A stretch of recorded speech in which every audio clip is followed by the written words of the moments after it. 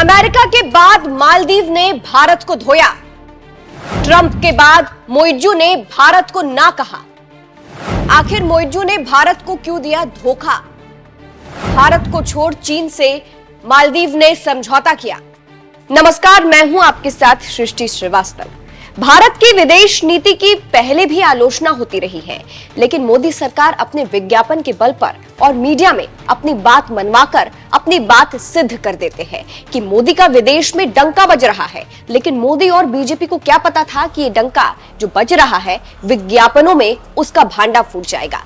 और जब फूटा तो मोदी सरकार के साथ ही साथ बीजेपी की बोलती बंद हो गई। जी हां, जनवरी में अमेरिका के राष्ट्रपति डोनाल्ड ट्रंप बने। फिर क्या था, अपने पहले भाषण में ही भारत, चीन, ब्रिक्स सबको चौंका दिया और शपथ के बाद भारत को जितना जलील किया उतना किसी ने नहीं किया, और वो भी खुले तौर से मीडिया के सामने। और यही चल रहा था कि मालदीव ने ऐसा झटका दिया है कि अब विदेश नीति पर सवाल उठने लगे हैं और लोग कह रहे हैं कि नेपाल, श्रीलंका, भूटान, बांग्लादेश, पाकिस्तान, इन सभी देशों से भारत की पटती नहीं है। तो आखिर क्या विदेश नीति ठीक नहीं है? अब उसी कड़ी में मालदीव ने चीन की गोद में बैठकर भारत को ऐसा पटका है कि भारत पीठ सहलाने लगा है।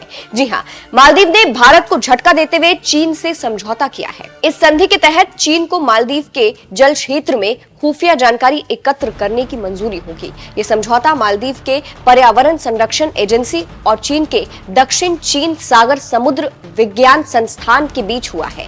चीन और मालदीव के बीच हुए इस समझौते पर हस्ताक्षर होने से हिंद महासागर क्षेत्र में भारत की टेंशन बढ़ गई है, खासकर लक्षद्वीप में स्थिति भारतीय मिलिट्री बेस के लिए। जानकारी देते चले कि ऐसा ही समझौता भारत और मालदीव ने किया था, लेकिन 2023 में राष्ट्रपति बनते ही मोहम्मद मोइजू पलट गए और समझौता रद्द कर दिया। तो आप समझ सकते हैं कि कैसे मोदी और भारत को झटके पर झटके लग रहे हैं, और क्या इसीलिए विपक्ष अब विदेश नीति की आलोचना कर रहा है।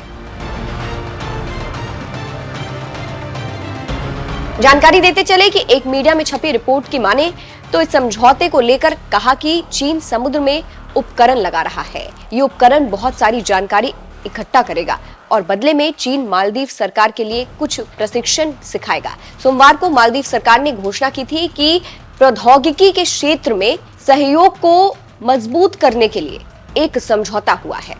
इस पर पर्यटन और पर्यावरण मंत्री थोरिक इब्राहिम ने सिग्नेचर किए हैं, तब जाके मामले की पोल खुली। लेकिन इस समझौते की एक खास बात यह रही कि इसका कोई विवरण नहीं दिया गया है। विदेशी मामलों के जानकारों की माने तो दक्षिण चीन सागर समुद्र विज्ञान संस्थान के साथ समझौते से चीन को हवा, समुद्री धारा, ध्वनि, लवणता और तापमान मापने की अनुमति मिली है। ये उपकरण समुद्र तल और समुद्र की सतह पर लगाए जाएंगे। इससे आप समझ सकते हैं कि भारत के लिए ये कितना खतरनाक है। रक्षा मामलों के जानकारों की माने तो ये समझौता चिंताजनक है, क्योंकि सोनार संकेतों को रिकॉर्ड करने और उनकी निगरानी करेगा चीन। मालदीव चीन का समझौता चीन को जीवित और निर्जीवित चीजों की आवाजों का निरीक्षण और निगरानी करने की अनुमति देता है। ये उपकरण समुद्र की सतह पर जहाजों और समुद्र के नीचे पनडुब्बियों का पता लगा सकता है। ये विमान और उसकी ऊंचाई का भी पता लगा सकता है। इससे इस खतरनाक समझौते की अहमियत समझ सकते हैं आप, और यही भारत की हार है। और इसीलिए कहा जा रहा है कि भारत की विदेश नीति ठीक नहीं है और एक के बाद एक भारत से दूर होते जा रहे हैं। अब देखना होगा कि मालदीव के धोखा देने के बाद भारत क्या एक्शन लेता है। इस खबर पर आपकी क्या राय है, कमेंट करके जरूर बताइएगा। नमस्कार।